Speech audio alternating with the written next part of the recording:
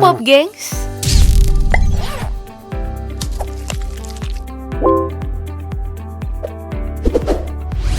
Sebagai negara dengan masyarakat agraris, beternak hewan seperti sapi tentu bukanlah hal yang asing. Apalagi dari data BPS, jumlah populasi yang diternakan di Indonesia mencapai 320.000 ekor per tahun.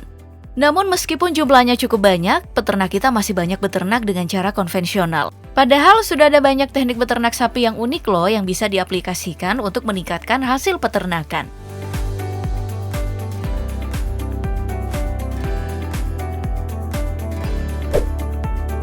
Contohnya saja metode dari The Laval ini yang menggunakan sebuah sikat raksasa.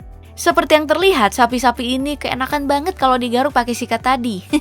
Nah, siapa sangka kalau meskipun hanya digaruk, ternyata cara ini bisa meningkatkan produksi susu mereka loh. Dalam sebuah studi, menggaruk sapi yang dilakukan tadi bisa menimbulkan rasa nyaman dan juga ngurangin stres. Selain itu, proses digaruk ini juga butuh perjuangan loh, karena si sapi harus berjalan ke depan sikat dan juga harus berdiri cukup lama. Hal ini membuat pembuluh darah mereka lebih lancar ketimbang mereka cuma rebahan. Masuk akal juga sih. Kita aja yang manusia kalau digaruk bisa jadi santuy, apalagi hewan kan ya?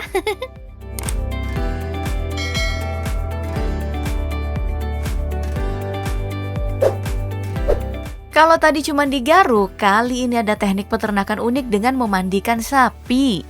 Sama seperti manusia, proses mandi ini bisa menghilangkan bakteri dan kuman yang nempel di badan si sapi. Dengan berkurangnya jumlah bakteri dan kuman yang ada di dalam sapi, maka resiko penyakit kulit juga ikut berkurang. Biasanya hal ini dilakukan seminggu sekali atau lebih tergantung musim. Kalau masuk musim hujan, ya sapinya bakal sering dimandiin karena lembab. Oh iya, selain dimandikan dengan menggunakan cara konvensional, ada juga loh yang memandikan dengan cara modern menggunakan lorong yang penuh dengan semprotan air.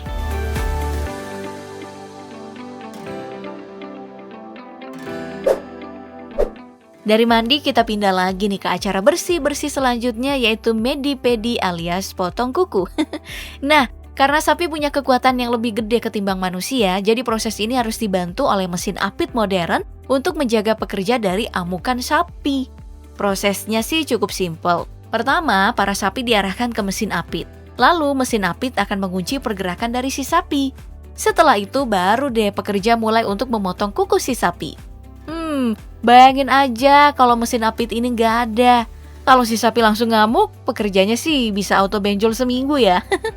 Oh iya, kuku sapi perlu dipotong secara berkala untuk menjaga kebersihan agar sapi terhindar dari penyakit kuku.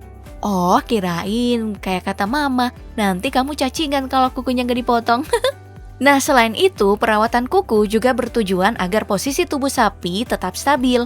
Karena bila kukunya nggak sehat, sapi bisa pincang dan mengganggu pergerakan serta produktivitasnya.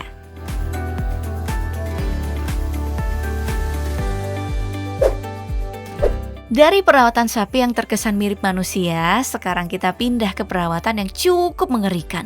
Bagaimana tidak?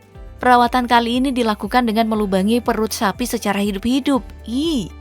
Teknik peternakan ini berasal dari Swiss dan sudah dilakukan sejak tahun 1833 yang dikenal dengan nama fistula ataupun kanula. Lubang ini dipasang saat sapi udah dibius terlebih dahulu, jadi mereka nggak merasakan sakit. Nah, seperti penampakannya, lubang di perut sapi ini langsung terhubung ke sistem pencernaan si sapi. Hal ini dilakukan agar para peternak bisa memantau pencernaan dan juga makanan dari sapi.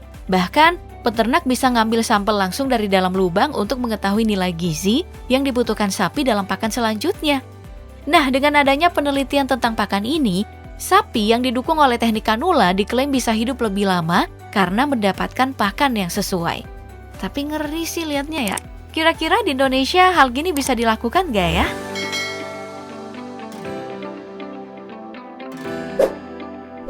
Teknik selanjutnya lebih unik lagi, yaitu sapi bisa menghasilkan gas. Iya, emang agak mustahil, tapi hal itu udah beneran ada loh. Teknologi ini dimunculkan perusahaan bernama Inta. Setiap sapi ternak yang mereka kelola dipasangkan sebuah tas plastik. Nah, tas plastik ini terhubung langsung ke bagian pencernaan sapi dan bakal ngumpulin gas metana yang berasal dari kentut, sendawa, hingga gas dari kotoran sapi. Nah, nantinya gas yang terkumpul itu bakal didaur ulang dan dijadiin gas yang lebih bermanfaat seperti biogas. Asal tahu aja ya Bob Gengs, gas metana sapi ini adalah penyumbang emisi paling besar loh dalam pemanasan global.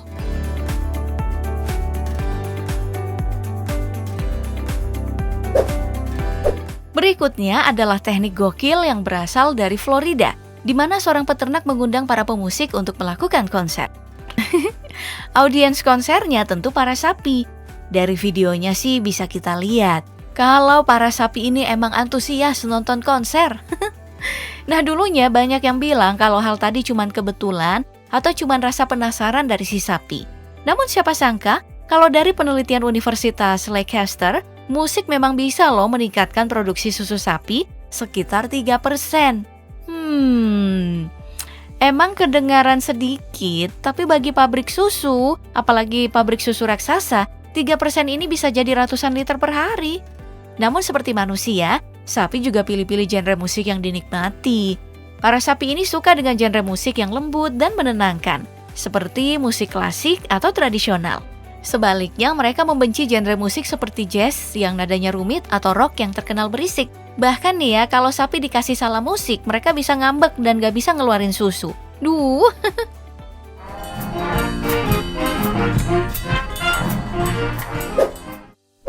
Di dunia modern seperti sekarang, penggunaan teknologi seperti robotik juga nggak bisa ketinggalan untuk dibahas. Untuk peternakan sapi modern, teknologi robotik udah masuk ke proses pemerahan otomatis.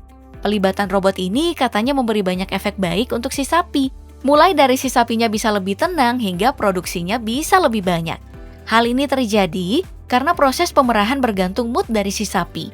Jadi, sapi baru masuk ke mesin perah jika mereka merasa produksi susu mereka udah berlebihan. Gak seperti pemerahan konvensional, di mana ada jadwal pasti untuk dilakukan, yaitu sekitar jam 7 hingga 9 pagi. Lalu, bagi pemodal, hal ini tentu memiliki banyak manfaat, karena bisa memangkas jumlah orang yang mereka gunakan. Apalagi dalam satu peternakan besar, biasanya pemerah susunya bisa sampai 7 hingga 10 orang. Jadi, mereka bisa berhemat biaya operasional.